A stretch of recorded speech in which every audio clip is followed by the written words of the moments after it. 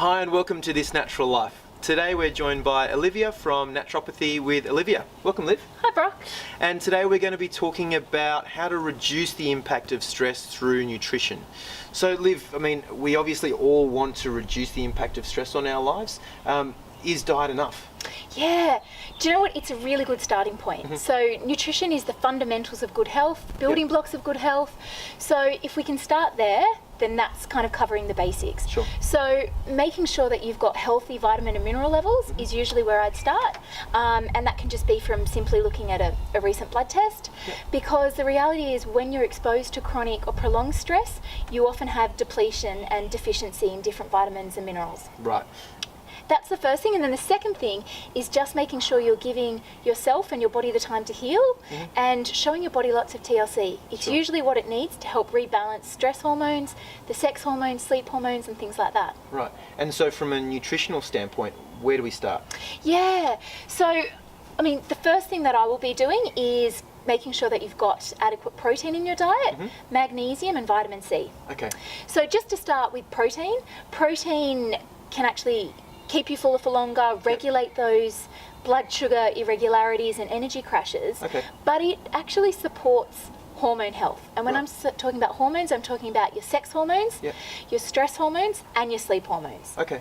So it kind of covers all of that.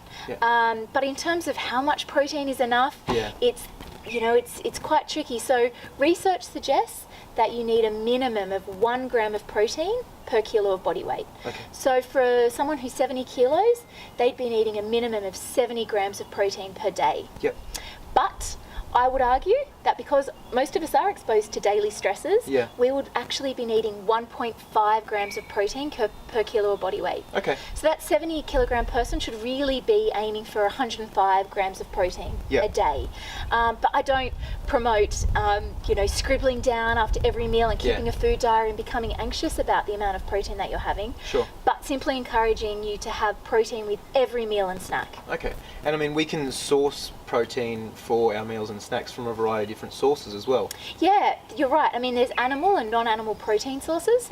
So I would actually advocate for both for the average person. Obviously, people have different needs based on their own signs and symptoms. So animal proteins, eggs, oily fish, so tuna, salmon, mackerel, those kinds of fishes. You've got chicken, lamb, beef. You also have non-animal protein sources. So that's where you may have the spirulina. And this is where you have a lot of the superfoods. So you've got chia seeds and goji berries and foods like that. Fantastic. You can also blend different protein sources too, like you can have legumes and rice and foods like that. Fantastic. And in terms of magnesium, you mentioned magnesium and how that's really important as well. How can we source that into our diet? So magnesium is actually called nature's tranquilizer because of its ability to do just that. It kind of has those anti-stress, anti-anxiety properties. So magnesium is a mineral in the body. It's actually a cofactor in over 300 enzyme reactions. So it's needed on so many levels and it provides energy to every single cell in the body. And most people who have stress and adrenal fatigue actually lacking that energy. They have the unexplained fatigue and tiredness and things like that. So the good thing is magnesium is found in cacao, which is raw chocolate. Fantastic. So I advocate for people to gobble as much cacao as they can. So when cacao can come in a powder or nibs form, but really if that's not your cup of tea, then I'd be advocating for a good quality organic 70 to 80% dark chocolate to start with. I mean, other foods are legumes, avocados, potatoes, garlic, green leafy veggies, things like that. And vitamin C as well is obviously important in getting that into our diet to help minimise the stress levels. That's right. So vitamin C it's a water soluble vitamin, so you must eat it in your diet every day. And really the reason that you need it is because when your body's in a state of stress, it often causes inflammation in the body. So vitamin C is a potent antioxidant that helps reduce that level of inflammation. And probably the easiest way is to make sure that you're having a minimum of 5 veggies a day. So that's not negotiable. Okay. That's your blanket rule. You know, you have to go to sleep knowing you've had your 5 veggies a day. Yeah. And that's a good way of making sure your vitamin C levels will be adequate. Fantastic.